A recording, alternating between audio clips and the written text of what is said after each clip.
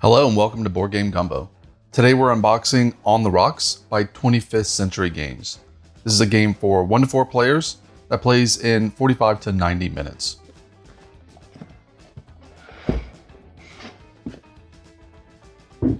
So On the Rocks is a resource drafting, in a sense, game. It's somewhat similar to something like Azul or even Splendor, where you'll be acquiring these resources to create, to fulfill certain patterns.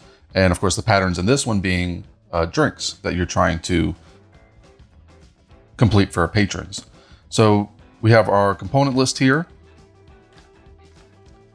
Here's kind of a quick look at setup. You'll be drafting from these bowls, and the resources themselves are marbles within the bowls. And then you'll be trying to complete these pattern cards or drink cards. On the Rocks also has a really interesting round structure where they're essentially playing through 3 rounds, which are marked by these lemon wedges, but you don't complete them at the same rate. You actually get a choice of how many recipe cards you're going to take on a certain round, either 3 or 4. So you can actually take 3 recipes and be done with your round quicker than another player, in which case you just go to the next round until somebody completes the 3rd round, at which point they'll call last call, and then each other player will have 1 more turn. So you can actually end the game having fewer turns total than an opponent. Or I should say, having gone through fewer rounds.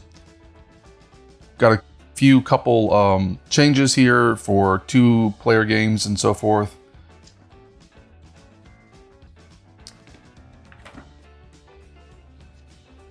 An explanation of all the different cards in the game. The cards all have special abilities. Some of them are good and some of them hurt other players. And then of course back here we have all of our solo rules. So you can play solo if you want. All right, so let's see what we got here. We got just a couple little cheat sheets and tell you how to play. And then on the back, just some reminders. Here's some of our punch board. So this tile here, there are some special marbles in the game. There are gold marbles, which will fill up the bottom slots, and then there are black marbles, which will fill up the top slots. And essentially this just sits on the table until either the gold or the black are full, and then that tells you to put those specific colored marbles back in the bag. So when there's 3 gold marbles here, you'll put all the gold ones back, and when there's 4 black, you put all the black ones back. We've got our little round markers for each player, and of course they are little lemon wedges. Nice and thematic for a game about crafting cocktails. We do have 2 dice, and they're pretty nice looking frosted dice. This is, the first player will roll these and it'll determine how many resources you're going to add for that turn. There is a way to manipulate these dice, and when you do it, you're going to flip it to its opposite side. So the 2 will always flip over to a 5. Here we have the player boards, and this is kind of interesting because they kind of look like drink menus that you'd get at a bar, but they unfold and you've got all your different kinds of drinks you can make, where to put your round markers.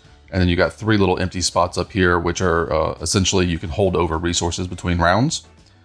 And you can see as well that they are inset, so they are double layered, and it gives you a nice spot, especially with marbles, so they're not rolling all over the place.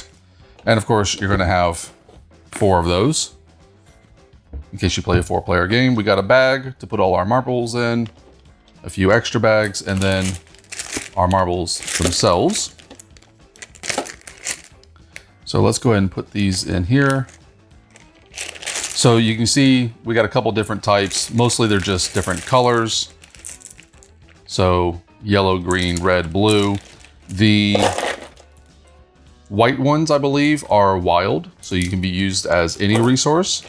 And then at the bottom here, see if we can get to them. We got a couple special types. So the gold ones that we mentioned earlier, that go on this little tile here. Whenever you draw a gold one, or whenever you acquire a gold one, I should say, you get to pull 2 resources of your choice from the bag. And then the black ones are actually the bad ones. Those are the spills. And when you pull those, you have to draw a spill card, which is going to do something negative to you. So we have our bowls here. So you'll use a certain number of these depending on the player count. I believe in a 2-player game, you use 4, it may be 3, but you got a total of 5 of them. When you start the game, each bowl is going to have 3 random resources in it, like so, except of course we're not using the black resources at the very beginning.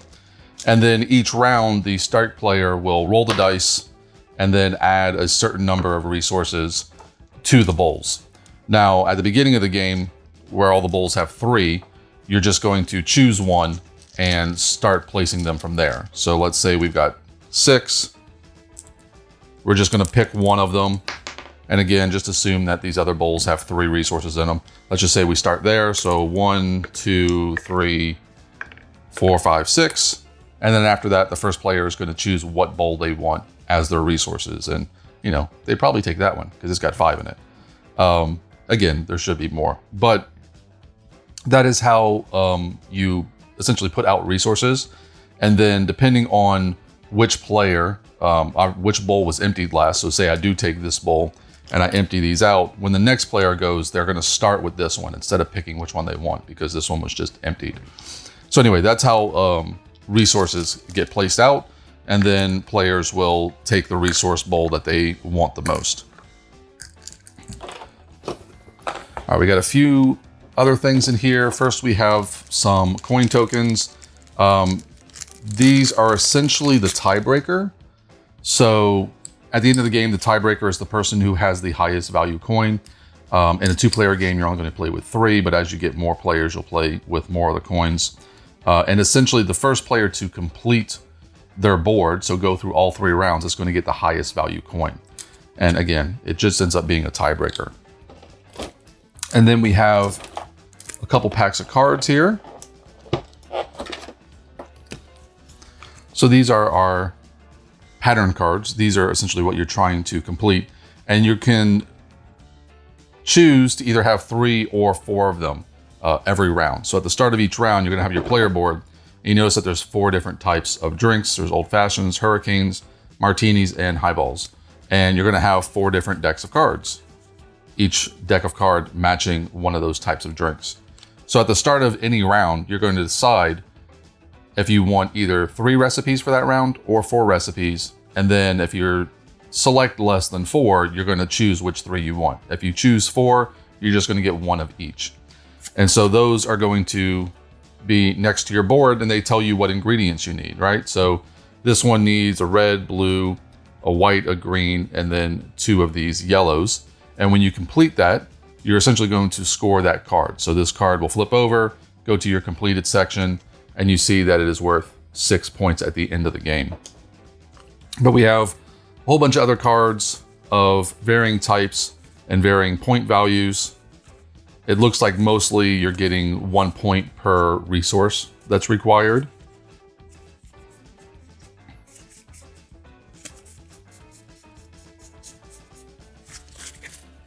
And then we got another deck of cards here, which is going to be more of the same.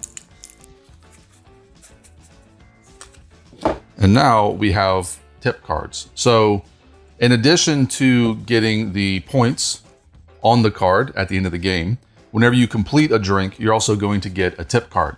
It doesn't matter how many resources it took or how many points you scored. You get a tip card, whether the card scores you 3 points or it scores you 6 points. And these also have a varying number of points you're going to score. The interesting thing about these cards is that this is worth 3 points at the end of the game, but only if you don't use the card. If you do use the card, it's going to require another bartender to remove 3 ingredients from one of the drinks that they have in their tableau. If you don't use it, then it's worth the 3 points. If you do use it, you give up those points in order to have the effect. But all of these have different effects to them, as well as different point values to them.